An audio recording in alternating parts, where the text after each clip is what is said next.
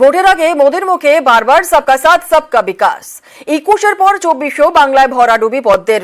সাংগঠনিক বৈঠকে বিস্ফোরক মন্তব্য শুভেন্দুর। নির্বাচনে হেরে কি অবস্থান বদল গেরুয়া শিবিরের? উঠছে প্রশ্ন, বিতর্কে সংখ্যালঘু বার্তা বদল শুভেন্দুর। আপনারাও বলেছেন সবকা সাথ সবকা বিকাশ, আর বলবো না, বলবো जो हमारे साथ हम उनका साथ।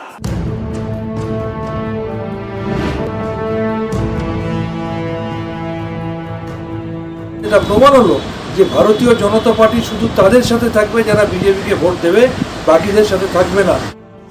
2014 লোকসভা ভোটের সময় থেকে নরেন্দ্র মোদীর স্লোগান सबका साथ सबका विकास। कोई धर्म के नाम पर भेदभाव नहीं होने दिया, क्योंकि सबका साथ सबका विकास ये हमारा मंत्र है। 2019-এর লোকসভা ভোটের সময় এই স্লোগান বদলে হয় सबका साथ सबका विकास सबका विश्वास।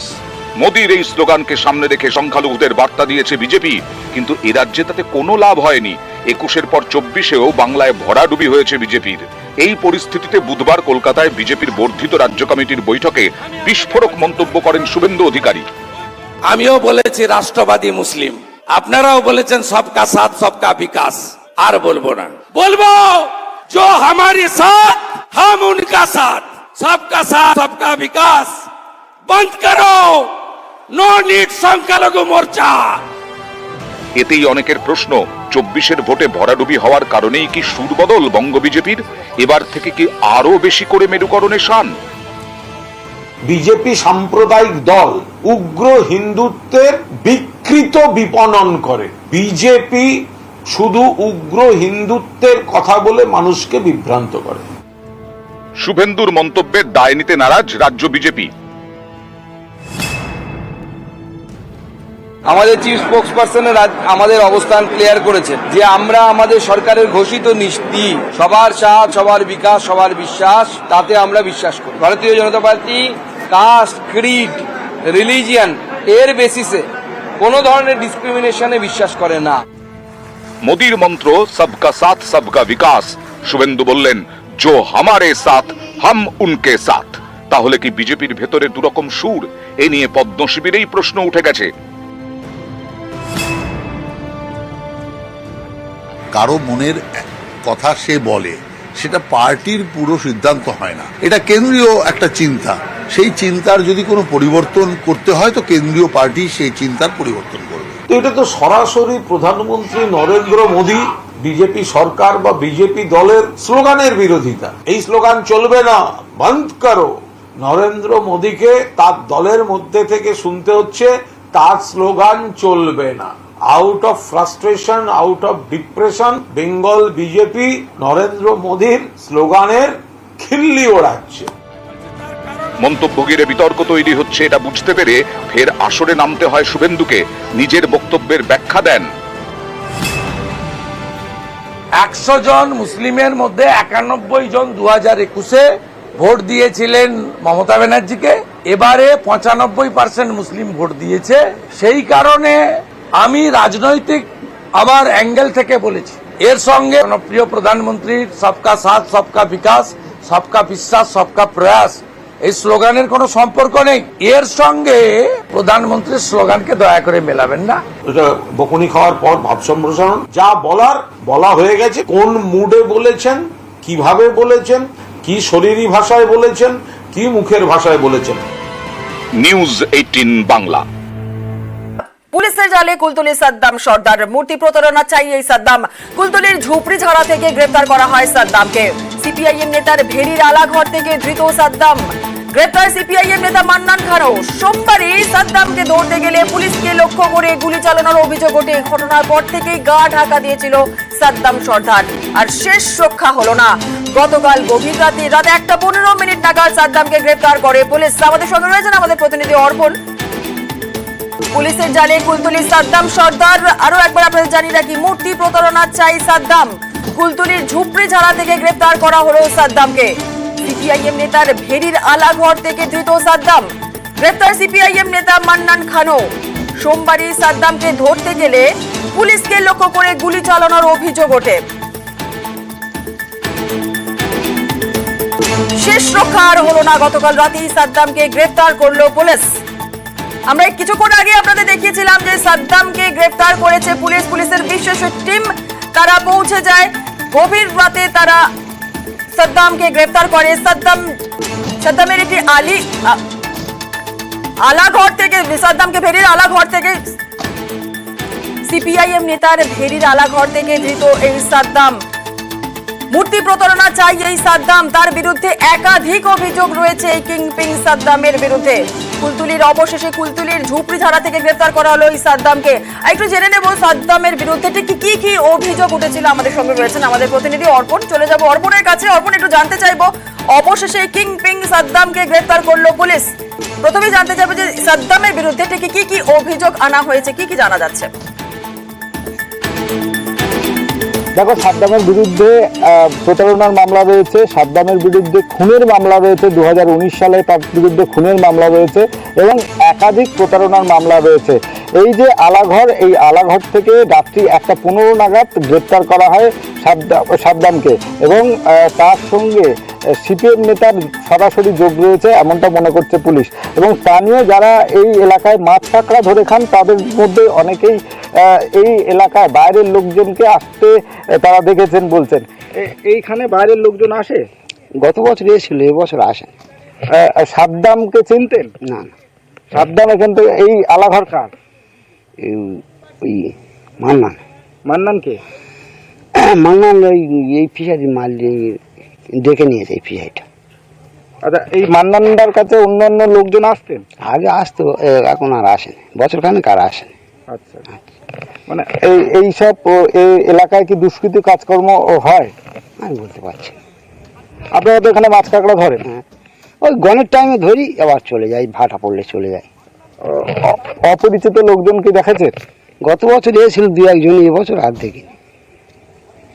আচ্ছা, পুলিশ এখানে আসে? না, পুলিশ আমি দেখতে পাই। পুলিশ দেখতে পাই না। একদম, তুমি বুঝতেই পারছো, গ্রামের যারা এখানে মৎস্যজীবী, যারা মাছ কাঁকড়া ধরে খান, তারা কিন্তু মাঝে মধ্যেই তারা দেখতে পান যে বাইরের থেকে লোকজন তারা আসতেন।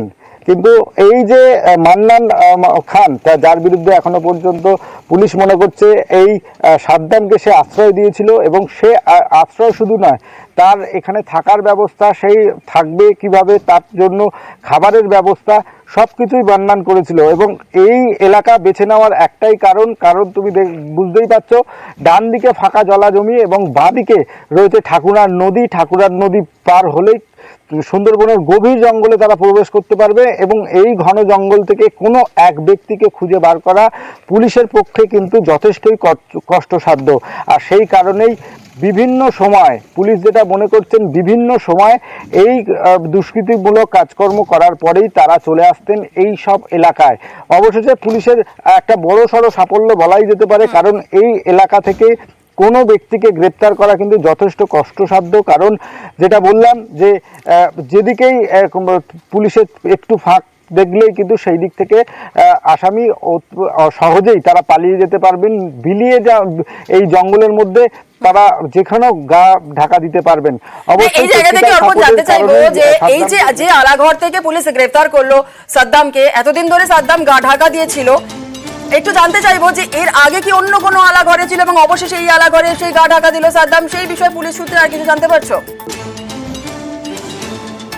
দেখো, এখনো পর্যন্ত পুলিশের দিক থেকে সে বিষয়ে কিছু জানানো হয়নি। কিন্তু যদি আমি চারিদিকটা দেখাই তাহলে দেখতে পাবে যে এই ফিশারির একাধিক আলাঘর রয়েছে। দূরে যতদূর পর্যন্ত চোখ যাচ্ছে প্রায় 500 মিটার 700 মিটার পর একটি করে আলাঘর রয়েছে। এখানে গ্রামের মানুষজন আসেন না, শুধুমাত্র মৎস্যজীবীরা আসেন আর এই যারা ফিশারি দেখাশোনা করেন তারাই একমাত্র এখানে আসেন। তাই স্বাভাবিকভাবেই আজকে এই আলাঘরে, কালকে ওই আলাঘরে থাকলেও কিন্তু সাধারণ মানুষ অথবা পুলিশ প্রশাসনের কাছে কিন্তু যথেষ্টই একটা কষ্টসাধ্য ব্যাপার যে কোন আলাঘরে রয়েছে। পুলিশের নির্দিষ্ট তারা গোয়েন্দা সূত্রে তারা খবর পেয়েছেন এবং অবশ্যই তার এই ঘরে থাকার আরো একটা প্রমাণ যেটা মিলেছে যে এই ঘরের পাশে অনেক কৌটো জলের বোতল দেখতে পেয়েছে পুলিশ। এবং এই যে তোমাকে দেখালাম ভিতরের যে চার্জিং লাইট অর্থাৎ সোলার লাইট যেগুলো রয়েছে সেই লাইটও সম্ভবত রাত্রে জ্বলছিল, আর সেই কারণেই পুলিশের বুঝতে সুবিধা হয়েছে যে এই আলাঘরে আত্মগোপন করে রয়েছে, পুলিশ কিভাবে ট্রেস করলো? দেখো, একাধিক সূত্র মারফত পুলিশ জানতে পারে যে এই এলাকায় বাইরের লোকজন রয়েছে এবং তার জন্যই কিন্তু এলাকার যে দোকান রয়েছে সেই দোকান থেকে একাধিক পানীয় জলের বোতল, পেস্ট এবং তার সঙ্গে অবশ্যই মশা মারা ধূপ এবং মুড়ি, তার সঙ্গে বিস্কুট এই যে দোকান থেকে কেনা, এবং সেই গোপন সূত্র মারফত পুলিশ সেটা জানতে পারে। একাধিক ব্যক্তির কাছে এই এলাকা থেকে ফোন গিয়েছে, যেমন সাদ্দাম সর্দারের একাধিক আত্মীয় এবং তার যে 26 জন যে অভিযুক্ত রয়েছে এই প্রতারণা মামলায়, বিভিন্ন সময় প্রায় বলা যেতে পারে যে বাম আমল থেকে এই প্রতারণা মামলা চলে আসছে। সেই যে প্রতারণা মামলার সঙ্গে যারা জড়িত তাদের সঙ্গে যোগাযোগ, তার আত্মীয়র সঙ্গে যোগাযোগ, বারুইপুর পুলিশ জেলার স্পেশাল অপারেশন টিম তারা টেকনিক্যাল সাপোর্ট নিয়ে তারা জানতে পারেন যে এই এলাকা থেকেই পার্টিকুলার একটা ফোন, একটাই নম্বর থেকে যারা বারবার বাইরে একাধিক ব্যক্তির সঙ্গে যোগাযোগ করা হচ্ছে, সেখানেই সন্দেহ বাঁধে এবং বেশ কিছু নম্বর ট্রেস করার পরেই এই আলাঘরের সন্ধান মেলে। এবং অবশেষে গতকাল রাত্রে পুলিশের বেশ কয়েকটি টিম আসে, তারপর তারা 10টি টিমে ভাগ হন, প্রত্যেকটা টিমে 10 থেকে 12 জন করে, এবং এই আলাঘরের চারদিক, তার সঙ্গে ঠাকুরান নদীর একটা পাশ এবং এই যে জঙ্গল রয়েছে সমস্তটাই একসঙ্গে এই আলাঘরের চারিদিকে ঘিরে ফেলা হয়। তারপরে এখানে এসে পুলিশ তাকে হাতে নাতে ধরে ফেলেন এই ঘর থেকে, এবং এই ঘরের পাশেই আরও একটি দূরে 500 মিটার দূরে আরও একটি আলাঘর রয়েছে। এই আলাঘর থেকে সিপিএম নেতা মান্নান খানকে গ্রেপ্তার করে, যে সাহায্য করেছিল সাদ্দামকে এই ঘরে থাকার জন্য। সে সাহায্য শুধু নয়, তার থাকার সমস্ত রকম ব্যবস্থা করে দিয়েছিল, এমনটাই মনে করছে পুলিশ। এবং স্বাভাবিকভাবেই যেটা আরও একটি যেটা তদন্তের বিষয়ে আরও বেশ কিছু তথ্য পুলিশের কাছে যান, কারণ হচ্ছে এই এলাকায় মানুষজন কম থাকলেও কিন্তু পুলিশ যখন জানতে পারে যে এই এলাকায় বাইরের কিছু লোকজন রয়েছে, তখনই কিন্তু তারা এই এলাকার উপরে নজর রাখতে শুরু করেন, তার সঙ্গে নদীপথে নজর রাখা শুরু হয়। আর তখন থেকেই কিন্তু এই নজর রাখার পরেই কিন্তু পুলিশের এই সাফল্য। সাদ্দাম পুলিশের বড় সড় সাফল্য সাদ্দামকে গ্রেফতার করার ক্ষেত্রে। এবং একটু জানতে চাইবো যে সাদ্দামকে আজ কখন আদালতে তোলা হবে? দেখো, পুলিশ সূত্রে খবর, সাদ্দামকে বেলা 10:30 থেকে 11টার মধ্যে কুলতলি থানা থেকে রওনা দেওয়া হবে বারুইপুর থানার বারুইপুর আদালতের উদ্দেশ্যে, এবং প্রায় এই রাস্তা প্রায় 2 ঘন্টার সময় লাগে বারুইপুর পৌঁছাতে, বারুইপুর মহকুমা আদালতে। সেখানেই তাকে পেশ করা হবে। প্রতারণা সহ একাধিক মামলা পুলিশ ইতিমধ্যেই তার বিরুদ্ধে রুজু করেছে এবং নিজেদের হেফাজতে চেয়ে আবেদন জানাবে। 14 দিনের আবেদন জানাবে মহামান্য আদালতের কাছে, এবং সেই আবেদন জানানোর পরেই নিজেদের হেফাজতে নিয়ে পুলিশ এই সাদ্দামের পিছনে আর কারা রয়েছে, এই সাদ্দাম কি কি কাজ করত, কি কি ভাবে মানুষকে প্রতারণা করত, 2019 সালের যে খুনের মামলা রয়েছে সেই খুনের মামলার সঙ্গে আর কারা জড়িত রয়েছে, প্রতারণার মামলা, পুলিশকে হামলা, তার থেকেও আরো একটি বিষয় যেটা পুলিশকে বিগত সোমবার থেকে ভাবাচ্ছে, সেটা হচ্ছে এই সাদ্দামের ঘরের সুড়ঙ্গ। সে সুড়ঙ্গ কেন বানিয়েছিল এবং পালাতে এবং সে এই ব্যবসা কিভাবে চালাতো, সব বিষয়ে কিন্তু তদন্তে তাকে জিজ্ঞাসাবাদের প্রয়োজন রয়েছে। আর সেই কারণেই নিজেদের হেফাজতে পাওয়ার পরেই সাদ্দামকে দফায় দফায় জিজ্ঞাসাবাদ করবে। পাশাপাশি এই যে বাম নেতা মান্নান খানকে গ্রেপ্তার করা হয়েছে, তাকেও নিজেদের হেফাজতে চেয়ে আবেদন জানাবে পুলিশ, কারণ এই মান্নানের সঙ্গে কিভাবে যোগ ছিল এই প্রতারণা চক্রের কিংপিন সাদ্দাম সর্দার সহ একাধিক ব্যক্তির, এমনটাই পুলিশ মনে করছে। তাকেও হেফাজতে নিয়ে জিজ্ঞাসাবাদ করবে তদন্তকারী আধিকারিকরা। আরো একটা বিষয় যে মান্নান খানের বারবার করে অনেকের বক্তব্য আমরা শুনছিলাম, তুমি তাদের সঙ্গে কথা বলছিলে আজকে সকালে, অনেকেই বলছেন যে মান্নান খানেরই এই আলাঘর, সেক্ষেত্রে আলাঘরে গা ঢাকা দিয়েছিল সাদ্দাম। কোনোভাবে কি পুলিশ সূত্রে কি জানা যাচ্ছে যে দুজনকে মুখোমুখি বসিয়ে কি জিজ্ঞাসাবাদ করতে পারে পুলিশ? একদমই প্রথমে পৃথক পৃথক জিজ্ঞাসাবাদ করবে এবং তারপরে 14 দিনের নিজেদের হেফাজতে 14 দিনের পুলিশ হেফাজতের আবেদন জানাবে এবং সেই আবেদন জানানোর পরে কিন্তু পুলিশ প্রথমে পৃথকভাবে তাদেরকে জিজ্ঞাসাবাদ শুরু করবে, তারপরে বয়ান মেলানোর জন্য তাদেরকে সামনাসামনি জিজ্ঞাসাবাদ শুরু হবে। তবে আজ এই মান্নান সহ সাদ্দামকে বারুইপুর মহকুমা আদালতে পেশ করার পরেই নিজেদের হেফাজতে পাওয়ার পরেই পুলিশ সেই সিদ্ধান্তে যাবে।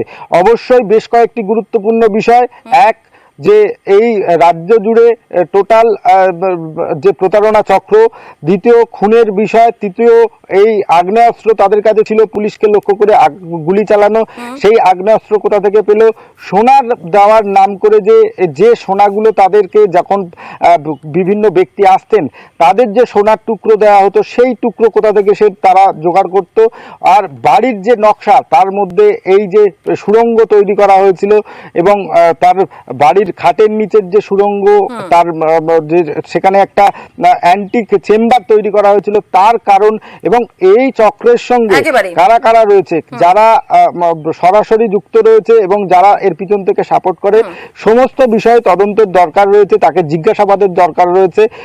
পৃথক ভাবে দুজনকে জিজ্ঞাসাবাদ, তারপর সামনাসামনি বসিয়ে এবং বাম নেতা আর তার সঙ্গে অবশ্যই সাদ্দামকে জিজ্ঞাসাবাদ করবে পুলিশ। ধন্যবাদ অর্পণ।